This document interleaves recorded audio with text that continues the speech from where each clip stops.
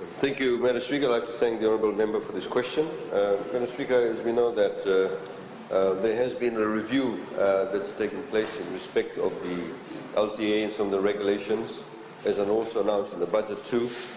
So, for example, a number of changes were made to actually empower taxi owners, including, for example, bus operators too. So now bus operators get a 15-year permit. They no longer get up to 10 years. They now, of course, can also mortgage their permits and use that as collateral to go to banks. Similarly, Madam Speaker, we also, in the budget, has changed through the regulations. Taxi owners now previously only get a 3-year permit. And loans for example, taxi on the vehicles is 5 years. So they can't use it as a form of security. Now they all get a 10-year taxi permit. They can use it as collateral. They can use it and go to the banks. Also, if you own a taxi or less than 3 taxis, you can get an interest rate of less than 5%. Similarly, we've done a similar thing for the buses. There was also a freeze that had been put in respect of the issuance of taxi permits. LTA, in the meantime, Madam Speaker, has carried out a review. To contextualize it, Madam Speaker, previously when LTA used to give out taxi permits, it was not in a structured manner. For years, ever since LTA has started, and even before the Land Transport Act, before that, the Road Transport Authority, I think it was called, there was no structure to it. So we used to get a lot of complaints. People were saying, well, I applied for a taxi permit, and the other 5 people applied for it. They've got it, I have not got it. Why did I not get it? So there's lack of transparency. There's no sort of reason behind why should there be more taxi permits in, for example, Suva, as opposed to having 20 taxi permits more in Singatoka or Navu or whatever the case may be. So, Madam Speaker, what the LTA has done, they've actually come out with different zones. As you may recall, Madam Speaker, the Substantive Minister for Transport had also given a statement to Parliament regarding the review. There's a separate committee that has set regarding the review. And what they have done, Madam Speaker, is they have identified different zones in Fiji. And I have the sort of zones here. There are about 34 zones.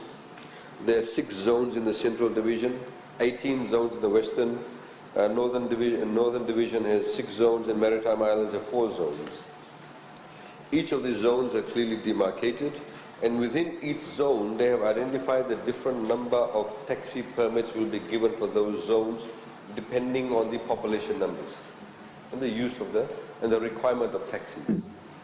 Now, based on that, Madam Speaker, taxi permits will now be issued. It has also been advertised that the people who will get the taxi permits must be, and the criteria is, Madam Speaker, the applicant must be a Fijian citizen, the applicant must reside in and apply for a taxi permit available in their respective transport zones. So, for example, you have, for example, in the Suva zone, or say Nosori zone, it has Nosori Town, Namborebore, Nosori Town, Rewa, Nodo, Tailevu, Bau, Netasiri, Lomaivuna. This is one zone. So if, for example, LTA says in this zone, because of the population numbers, we need to have 600 taxi permits, for example. And then people can apply for the taxi permits. They may already have 400 taxi permits in that area. Now, so if I apply, I must be in that zone. The applicant must not have been convicted for property or sexual offense. There are a lot of complaints that some taxi drivers have been involved in robberies. They're used as getaway cars. We also, as we know, have had taxi drivers who have committed sexual offenses when women get into taxis, etc. In fact, we had a former, I don't know if still a former, the secretary of the Taxi Association had blamed women for wearing short clothes or something, short dresses. So the applicant must not be convicted of any of those 2 offenses. The applicant or any member of the applicant's household should not hold or should never have held any other taxi permit. So, for example, if I apply, my wife should not have a taxi permit. And the applicant's household income must not exceed $20,000. So we are actually targeting low-income people to actually give them an asset. So they can then be given a taxi permit. Using the taxi permit, Madam Speaker, they can get a vehicle. Now they can get interest rate for less than 5%. They can use that taxi permit as a mortgage, so they can go to the bank, and the bank can use that as collateral. And we are actually empowering them by giving them a source of income. So they must meet that criteria. Now, the reason why this is a lottery thing has come up is because of this. So if, for example, in a particular area, in that zone, there are 400 permits that can be issued in a particular zone. But you may have 1,000 people that have applied. Out of the 1,000 people, say assuming 800 qualify because they meet this criteria. So you have 400 permits to give, 800 applicants that qualify. So how will you decide out of that 800, which of the 400 of them would get the permit? So this is why you have the lottery. It's fair, completely fair. Whichever person's number comes out, they'll be able to get the permit. That's precisely the reason why it's done. And of course it will be held through independent means where they'll have the lottery. There's also an issue about those people who had actually applied prior to the freeze and during the freeze. They will be given priority.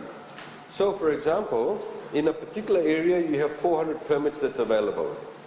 And so those people who applied during the freeze or prior to the freeze and the application has not been processed, they will be firstly assessed against this criteria, because some of the people who applied, well, big business people who already owned a fleet of taxis, they'll be disqualified.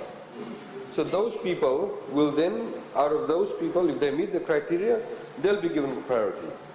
So if, for example, there are 400 permits available, and the people who qualified from the zone prior to the freeze or during the freeze, and there's 200 of them, they meet the criteria, they'll get the first bite of the cherry.